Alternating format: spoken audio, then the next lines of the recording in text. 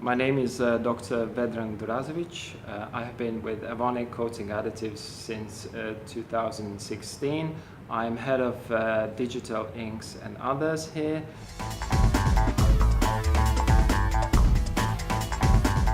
So development of inkjet inks and print engines is quite complex.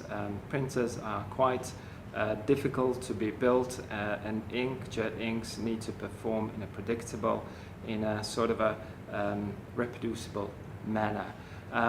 If we talk about margins, they are quite high on the inkjet inks fluid side, and if we are talking about what's in it for the ink manufacturer, I would say there's a lot of gains to be made here. For the end user, the customer, the main advantage of inkjet would be the ease of use. The startup costs are considerably lower. The return of investment times are quite, I would say, shorter compared to conventional analog printing.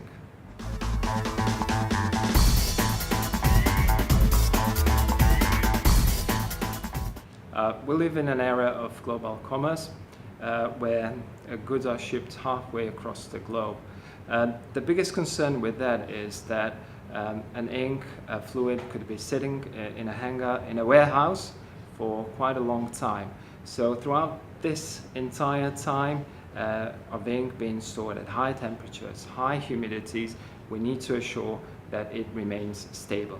With inkjet inks, UV, solvent-based, water-based, we are talking about truly reactive systems.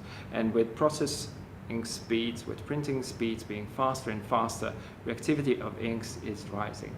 Now that brings quite a demand at the side of storage stability. What our portfolio can provide is a storage stable dispersion, if we are talking about pigment concentrates, both binder free and binder containing dispersion.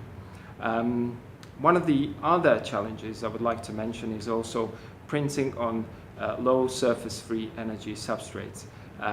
The biggest part of the markets make polypropylene and polyethylene packaging substrates, which are inherently very hard to print on. They are considered stubborn substrates, if you like, with very low surface free energies. These substrates do require some sort of a surface functionalization. However, what our additives, what coating additives can provide is that consistent adherence to these substrates, and on the inkjet sustainability side, they can also provide sustainable jetting processing.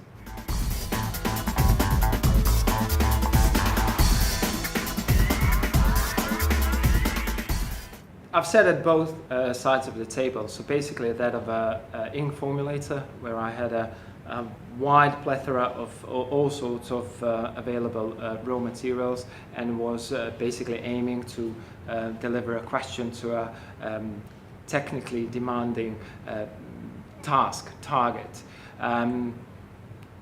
Working now for raw materials manufacturer, I don't see any difference in between how products are developed. It's quite demanding, it is a challenge, and what it really takes is that background. So the key is the background knowledge, being able to know what you can build on and how you build on.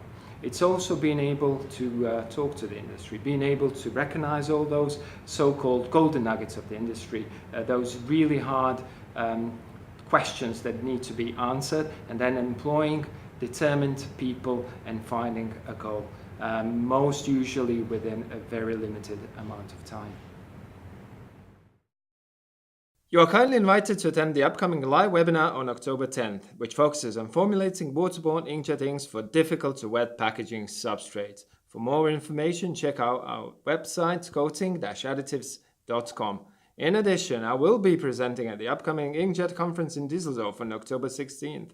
The presentation will focus on the optimization of the milling process of organic pigments for waterborne inkjet applications and increasing storage stability of these dispersions. We will be at booth D14. Stop by and have a chat about your favorite topic, inkjet. Evonik. power to create.